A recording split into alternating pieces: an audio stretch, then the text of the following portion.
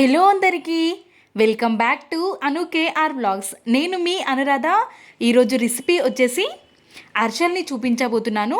సంక్రాంతి పండుగకి కానీ ఎప్పుడైనా స్వీట్ తినాలి అనిపించినప్పుడు మనకు బియ్యం నానబెట్టే పని లేదు. అదేవిధంగా బెల్లాన్ని పాకం పట్టే అవసరం కూడా లేకుండా ఈజీ పద్ధతిలో ఈరోజు నేను మీకు చూపించబోతున్నాను.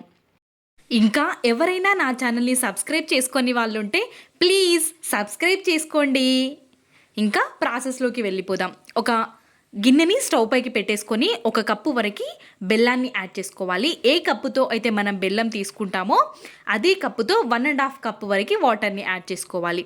బెల్లం మనకి కరిగితే సరిపోతుంది, మరి పాకం రావాల్సిన అవసరం లేదు. ఇలా మొత్తం బెల్లం మెల్ట్ అయిపోయిన తర్వాత ఇంకొక గిన్నెలోకి మనం వడగట్టుకోవాలి స్టెయినర్ సహాయంతో. ఇలా మొత్తాన్ని మనం వడగట్టుకున్న తర్వాత ఇందులోకి స్టవ్ ఆన్ చేసుకొని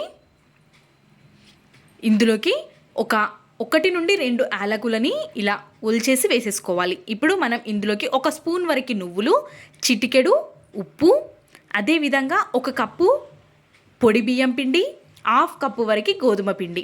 మనం ఓన్లీ పొడి బియ్యం పిండితోనే చేస్తే చాలా గట్టిగా వస్తాయి కాబట్టి కొంచెం మెత్తగా రావడం కోసం మనం 1/2 కప్పు వరకు గోధుమ పిండిని కూడా యాడ్ చేసుకోవాలి. ఇప్పుడు 1 నిమిషం పాటు ఇదే విధంగా కలుపుకోవాలి. ఇప్పుడు ఇందులోకి 2 నుండి 3 స్పూన్ల వరకు నెయ్యిని యాడ్ చేసుకోవాలి. నెయ్యిని మొత్తాన్ని పిండిలోకి కలిసిపోయే విధంగా కలుపుతూ 1 నిమిషం పాటు ఉండాలి. ఇలా మొత్తం కలిసిపోయి ఒక ముద్దలాగా అయిపోతుంది పిండి అనేది. ఇప్పుడు మూతని కవర్ చేసుకొని స్టవ్ ఆఫ్ చేసుకొని పక్కకు పెట్టుకోవాలి. ఇప్పుడు 1-2 టేబుల్ స్పూన్స్ వరకు నేను నువ్వులని ఒక ప్లేట్లోకి తీసుకున్నాను. అందులోకి 1 స్పూన్ వరకు వాటర్ని కలుపుకోవాలి. మనం ఇక్కడ ఒక స్పూన్ వరకు వాటర్ని నువ్వుల్లో వేసుకొని కలుపుకోవడం వల్ల మనం అరిసెలకి పెట్టే నువ్వులు అనేవి విడిపోకుండా ఉంటాయి కాబట్టి ఇలా వాటర్ని కలిపేసుకొని పక్కకు పెట్టుకోండి. ఇప్పుడు ఇది మెయిన్గా ఇక్కడ మనకి బటర్ పేపర్ అవసరం లేకుండా నార్మల్ ఇంట్లో పేపర్స్ ఉంటాయి కదా, వైట్ పేపర్స్, వాటికి కొంచెం నెయ్యిని అప్లై చేసేసుకొని పక్కకు పెట్టుకోవాలి. ఇప్పుడు ఈ పిండి కూడా చల్లారిపోయింది. మనం చేత్తో తాకేంత వేడిగా ఉన్నప్పుడు ఇలా మొత్తం కొంచెం ఒక్కసారి ప్రెస్ చేసుకొని తీసుకోవాలి. ఈ విధంగా ఇక్కడ వీడియో క్లిప్లో చూస్తున్నారు కదా, ఈ విధంగా కొంచెం సాఫ్ట్గా ఏ విధంగా కలుపుకోవాలి. ఇప్పుడు చిన్న చిన్న ముద్దలుగా మనం పిండి ముద్దల్ని డివైడ్ చేసుకొని ఇక్కడ చూపిస్తున్న విధంగా మరి ఎక్కువ పిండిని తీసుకోకుండా మరి తక్కువ కూడా తీసుకోకుండా ఇక్కడ చూపిస్తున్న విధంగా కొంచెం పిండిని తీసేసుకొని ఇక్కడ ఈ ముద్దలాగా తీసేసుకొని ఇప్పుడు మనం ముందుగా నువ్వుల్లోకి కొంచెం వాటర్ వేసుకొని పెట్టుకున్నాం కదా, అందులోకి డిప్ చేసుకోవాలి. మనకి ఇలా చేయడం వల్ల నువ్వులు అనేవి విడిపోకుండా ఉంటాయి, అదేవిధంగా ఈవెన్గా కూడా వస్తుంది. కాబట్టి ఇలా ఒక్కసారి స్ప్రెడ్ చేసేసుకొని ఇప్పుడు మనం పేపర్ పైకి కొంచెం నెయ్యిని ఇంకోసారి కొంచెం అప్లై చేసేసుకొని దీని మీద మనం అరిసెల్ని చేసేసుకోవడమే. మనం ఇంట్లోనే ఈజీగా చేసుకునే విధంగా బటర్ పేపర్ని ఎలా ప్రిపేర్ చేయాలో చెప్పాను కదా. ఇప్పుడు దానిపైకి మనం ఒక్కొక్క అరిసెని చేస్తున్నప్పుడు కొంచెం కొంచెం ఆయిల్ని కానీ నెయ్యిని కానీ స్ప్రెడ్ చేసుకోవాలి, లేదంటే అతుక్కపోతుంది. కాబట్టి ఈ విధంగా ఎక్కడైనా మనకి నువ్వులు లేనట్టుగా అనిపిస్తే కొంచెం నువ్వుల్ని తీసుకొని అక్కడ అతికించుకొని ఇంకొకసారి ప్రెస్ చేసుకోవాలి.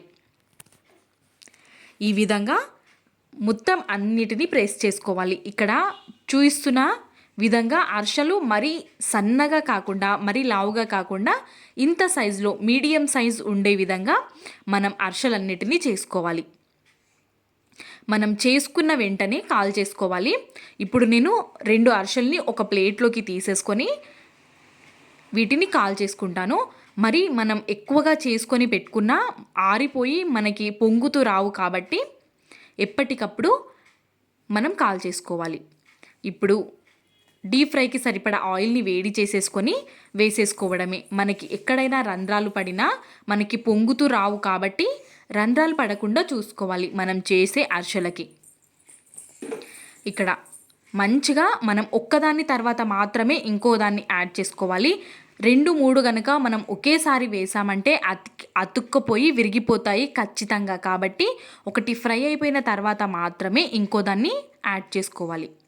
ఇక్కడ చూస్తున్నారు కదా, నేను ఒకటి ఫ్రై అయిపోయిన తర్వాత మాత్రమే ఇంకో దాన్ని యాడ్ చేస్తున్నాను. పచ్చిగా ఉన్నప్పుడు మాత్రం ఒక్కదానికొకటి అంటుకొని విరిగిపోయే ఛాన్సెస్ ఎక్కువగా ఉంటాయి కాబట్టి మనం ఒకదాని తర్వాత మాత్రమే ఒకదాన్ని యాడ్ చేసేసుకొని ఫ్రై చేసుకోవాలి. ఇక్కడ చూస్తున్న విధంగా మనం ఒక స్పూన్లో అర్షని పట్టేసుకొని ఇంకొక స్పూన్తో ప్రెస్ చేస్తూ ఎక్స్ట్రా ఆయిల్ని తీసేసుకోవాలి.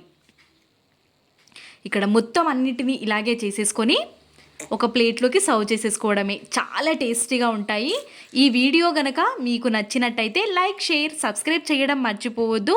ఇంకా ఇలాంటి మరెన్నో రెసిపీస్ కోసం అను కేఆర్ బ్లాగ్స్ని సబ్స్క్రైబ్ చేసుకొని సబ్స్క్రైబ్ పక్కన ఉన్న గంట సింబల్ని క్లిక్ చేయండి. ఇలాంటి మరెన్నో రెసిపీస్ మన ఛానల్లో ఉన్నాయి కాబట్టి ప్లీజ్ విజిట్ చేయండి.